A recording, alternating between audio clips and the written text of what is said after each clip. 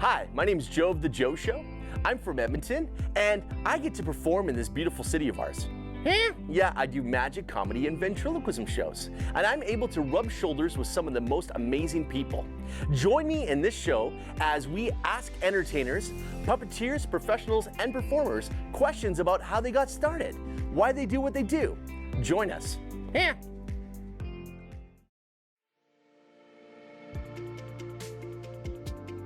All right, I am so excited to be here with Laurel. This is phenomenal.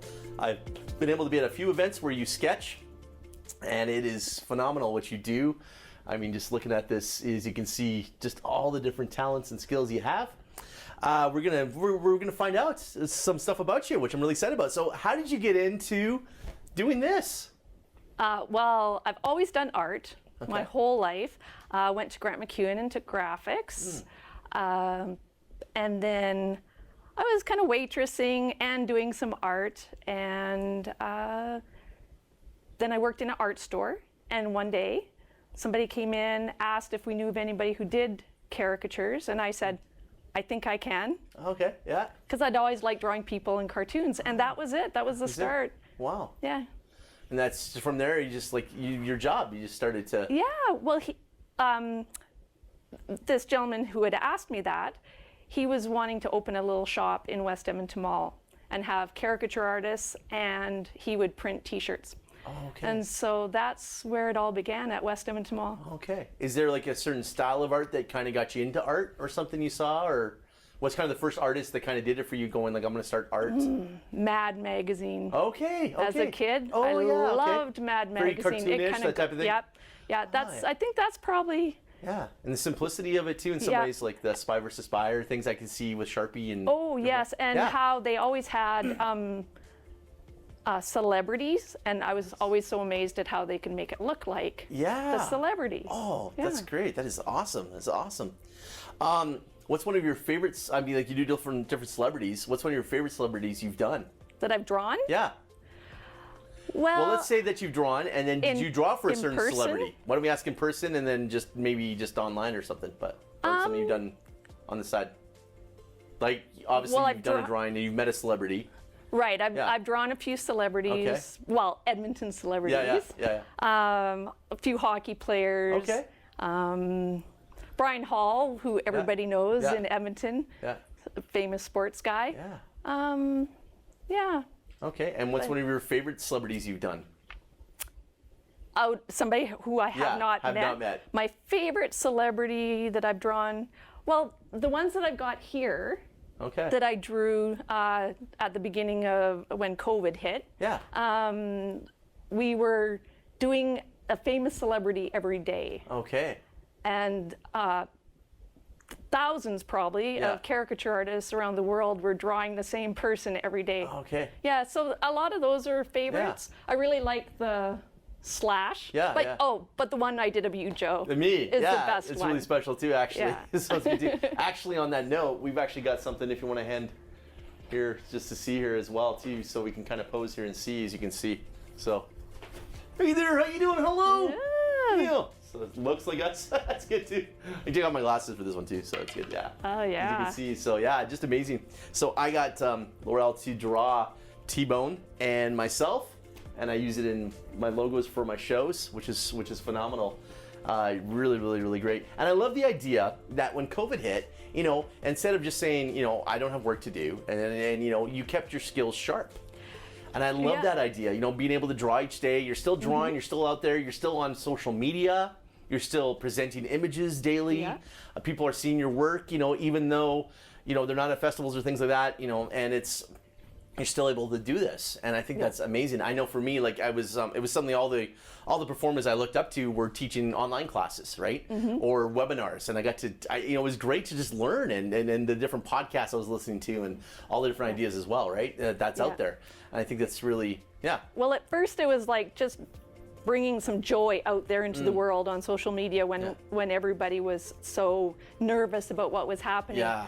But it also spurred a lot of commissions because people would see them every day, and then it worked for me. I was asked to do other art for them. Yeah, because I mean, when I first saw you, you were doing like these things with Sharpie, and you draw in Sharpie, which is phenomenal because Sharpies, like, they're not forgiving. You know, it's like I say like one of the scariest things to find as a parent is a Sharpie cap in your house, a Sharpie lid. Because you know that there's some kid there with a Sharpie, you know, without the lid. Yeah. And that's scary, you know. So, I mean, there's just no, but you draw, just, you know, and like, how long does it take to do a sketch? It takes about 5-ish minutes to draw a caricature, like one person. Wow. It all depends on if, you know, they're wiggly and turn their head a lot or whatever. And that's not just kids. There's a lot of adults that are wiggly and animated too as well, right? So So when you like draw somebody, do you focus in like the eyes or the smile? Like, what's the first thing that you say is when I'm gonna draw it? Well, I always start with the eyes. Okay. But different caricature artists start. Sometimes they'll start with the shape of the face or whatever. But you know, when a person sits down. It's just that general, like sometimes something really stands out and you go, oh, like that person's face is really wide or something like that. And then you kind of exaggerate it. But well, I love it though, because you do exaggerate, but it's not to the point of like ridicule or anything. That's what I like too, because I've seen caricature artists where they draw your nose, you know, 3 inches bigger, or a smile is, you know, but you still, you know, it doesn't look like you sometimes, but you know, he still looks like the person. Yeah, I'm not the craziest of exaggerators, well, I mean, but it's still there. I mean, it's fun. And you know, that's a fun style too. It's personal preference again, right? That's but I just think that, that's what I love too as well. And so then, you know, as we're talking about social media, so you're doing these sketches online as well too, and then recently, you know, you're doing these sketches, and you know, my news feed is lining up with this every day. And talk to me about this. So, well, recently I started doing, I call them daily doodles. I wanted to kind of stretch my creativity. A lot of times I'm just drawing what other people want. So instead I thought every day I want to just do a little doodle and just see what comes out. And then I just started posting them on social media every day, and people have really warmed up to them, really enjoying them. They say they look forward to seeing them. I'm loving doing them. It's really cartoonish. It's fun. It's got a little, you know, message, even sometimes with one word or something. The different emotion you feel by looking at it, the different stories, the memories it brings back. You know, I saw one where you did like bookends with like a dog and a cat between. I was like, this is, you got some great stuff out there. So is this like harder to do than a caricature of her face because you're trying to think of ideas and be fresh, or? I'm trying to keep it really easy, really simple. I don't want to take too much time. Because I've got other work to do. But I'm finding that I actually want to do it first in the morning. I'm really enjoying doing it, but I'm trying to keep it really simple. That's awesome. Are there any major hurdles in life that you had to overcome to get where you are today?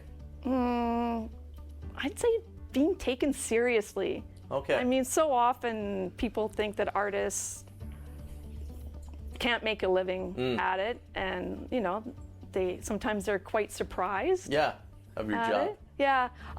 I'll often get asked that when I'm drawing caricatures at an event. But then recently I put a little sign on the back of my easel that says, it looks like too much fun to be my real job, but it is. Oh, nice.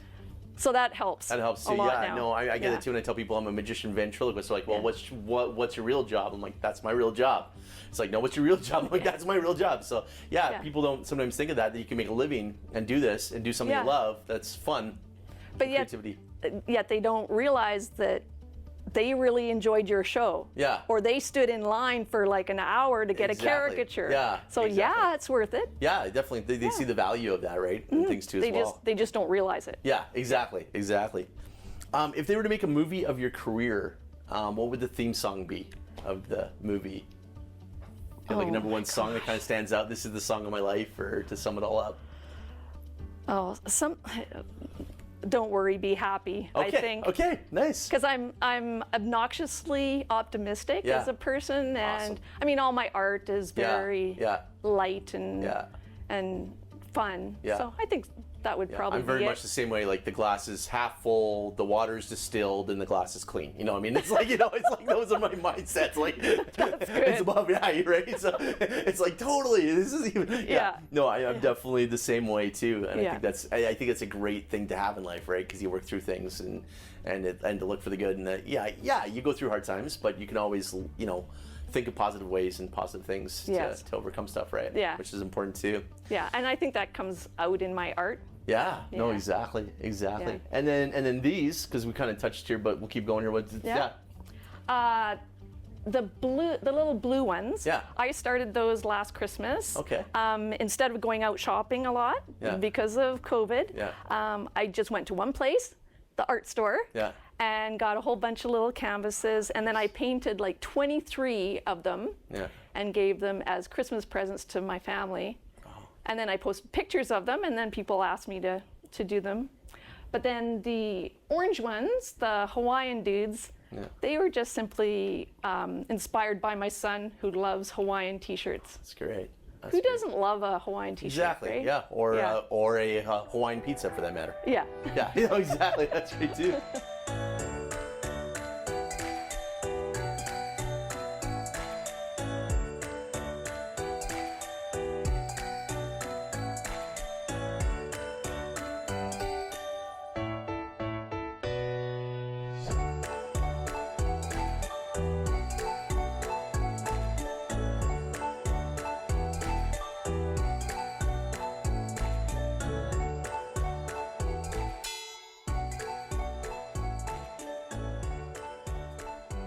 What is your most prized possession in like your art?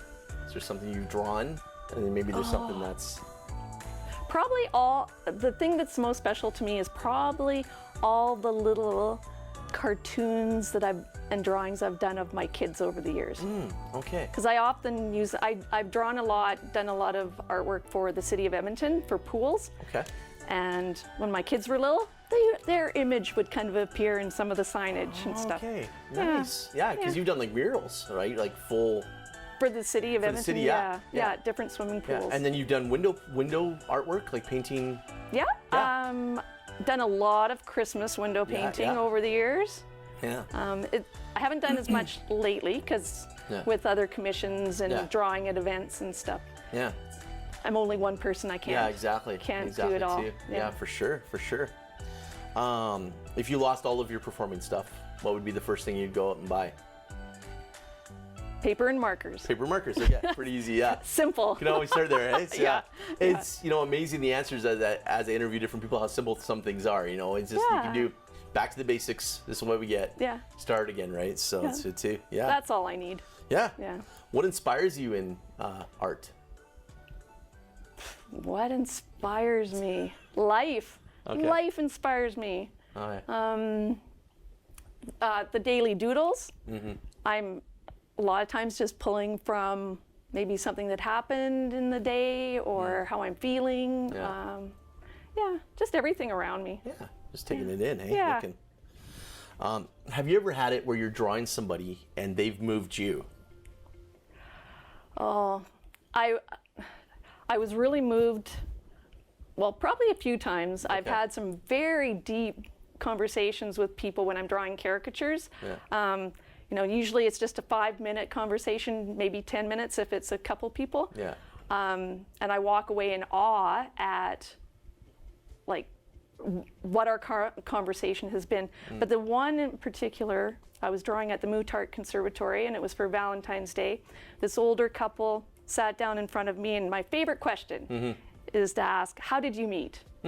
And so the lady started telling me about it, and very quickly it appeared that she was kind of also reminding him about it, and it was just very sweet. I didn't think too much about it, and then half an hour later, she nonchalantly just pushed a little note towards me when she came back, and read it after the event, and she had said that her husband had dementia, and that just sharing how they met, because they had actually met. She had was working at the Mootart, and he was working outside of the Mootart, and they met at the Mootart. Oh, yeah. But she just said how special it was for her, and I still have that note. Oh. And it's been a few years, but it was just really sweet. That's really great. Yeah. That's really great. Wow. How do you define hard work? Hard work is defined by working for yourself. Okay. Yeah. As you probably know, Joe. Yeah, exactly. Yeah. Because, Yeah, it's scary, you know, when you say I'm going to quit my real job, or other job. I shouldn't say real job, but an actual job where you have a steady income. Yeah. And face the unknown, right? And try to get through things. Yeah. And say, that's what I'm going to do for a living. Yeah. And I mean, I answer all my emails. I get all my supplies. I do all my invoicing. Exactly. I do all the artwork. I do, like it's just a lot. Yeah, it is. It's all the behind the scenes stuff that people don't see, right? Yeah. It's there too. Yeah. To get to where you are. And a lot of people say to me, "Oh, it must be nice to work whenever you want." Yeah, exactly. Or just 1 hour a day, you know? It's like, I know, exactly. No, it's a lot more than that. Yeah, I know for sure. What's the best piece of advice you'd give to a new performer? The or best artist or somebody's the best piece of advice I'd give an artist or a caricature artist is practice, practice, practice. Okay. Yeah. That's pretty simple. Okay. Yeah. Yeah. Okay. What's the worst advice you've ever been given? Draw extra at an event past the time that you've been paid for. Oh, okay.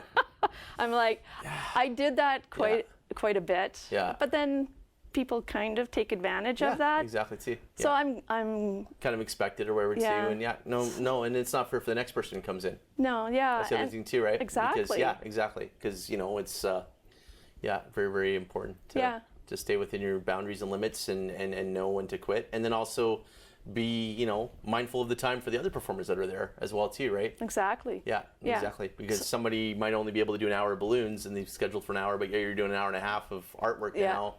Yeah. And it makes them look like, oh, they're not willing to chip in for the extra, right? So, yeah. Yeah. Yeah. And then it also kind of shows that like my time's not valuable. Yeah. Yeah. When it is. No, but exactly. Yeah. Exactly. Wow.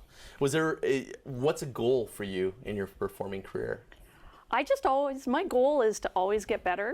Right. I look back at caricatures I may have done 10 years ago and I cringe. Yeah. And so I hope that in 10 more years, I'll look at the ones that I've done like recently and go, oh, Yeah.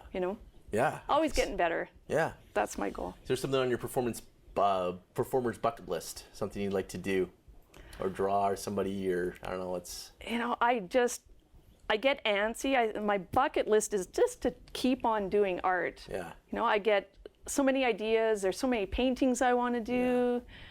I'm working on a little kids book. Oh, really? Okay.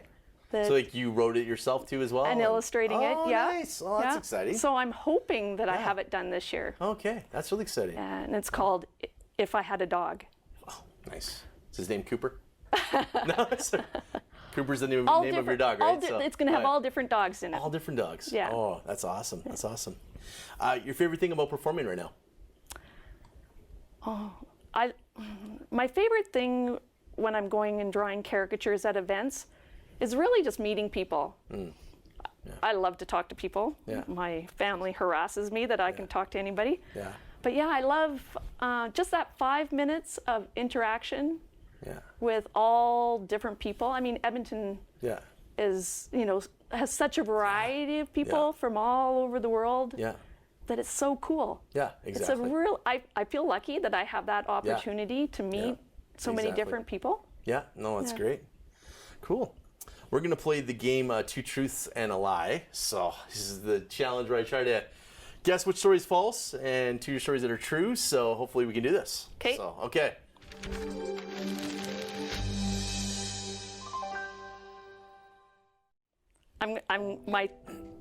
My three are going to be short. Okay. I'm going to try and keep them short. Okay. I've drawn a black velvet painting of Donald Trump. Okay. That's my first one. Okay. My second one was I was lucky enough to draw Wayne Gretzky back in the day. Okay. Very cool. And my third one was I was actually flown to Winnipeg to paint windows at a Kentucky Fried Chicken. Really? At KFC, yeah. Oh, this is. Sorry. See, there's no context in the story. At least with other ones, you're like, okay, this doesn't sound plausible, or this thing's too. I would say it's the Donald Trump one.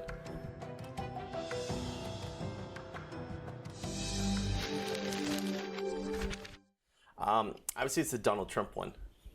That's the lie? Yeah. Wrong. Wrong. Okay. Okay. All right. I've never Done Wayne Gretzky. I've never drawn Wayne You'd Gretzky like in to. person. Okay. All right. I wish I could. I wish I could have. Okay. Velvet painting of Donald Trump. Yeah. And Okay. when you get that Yeah. commission Yeah. request, you're just like, really? Yeah. Okay. It's funny. That's funny. Yeah. And I had to feel it out whether the person was a Donald Trump fan Yeah. or not. Yeah. Like whether it was what comical angle? or whether it was heroic, right? Yeah. So yeah. Yeah. That's right. Yeah. Oh wow, Yeah. that's awesome. Well, I want to thank you so much for coming out today. This has been Thank absolutely you. awesome. We got one more thing, and I'll let you maybe talk about that, and we'll get ready for that. I'll let you share it. Okay. Joe asked me to do a caricature, and I want to do a caricature of you. So I'm going to take a couple minutes Yeah. to set up. I just wanted And to then say could thank you for filming, and I thought it'd be really, really special. And I think this is a great idea to do you, and we'll do like an over-the-shoulder film. Since we do everything together, would you be able to do my wife and I? Because like, if that's Yeah. Yeah, Yeah. I'm fine with time-wise. If you, I'm good, time-wise, if that's Yeah. okay with you guys. Yeah. Yeah. They even dress the same no matter what. So it's like, okay. Yeah. Wow. Well, this is an honor.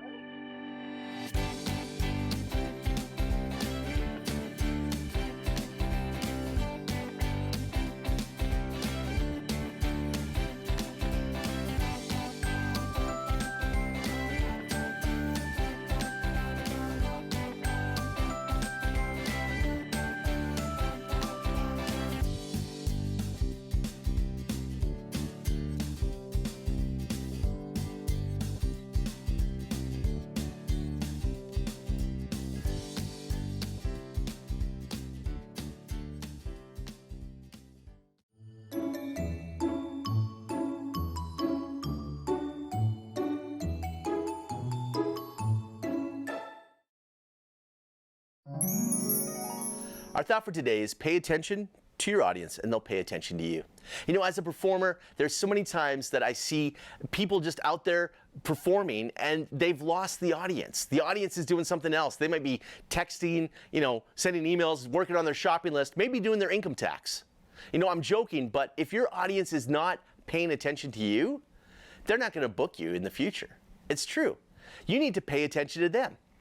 A friend of mine told me that you want to engage eye contact with everybody in your audience. Now, I know you got some big venues, but try it. Look in different spots, have a special moment where they see you, you see them, and they're going to pay attention to you. They feel included in the show and want to be part of it. It's going to change the way you perform, and it's also going to allow you to understand where you can take your audience to the next level. Very, very important. Pay attention to your audience, and they'll pay attention to you.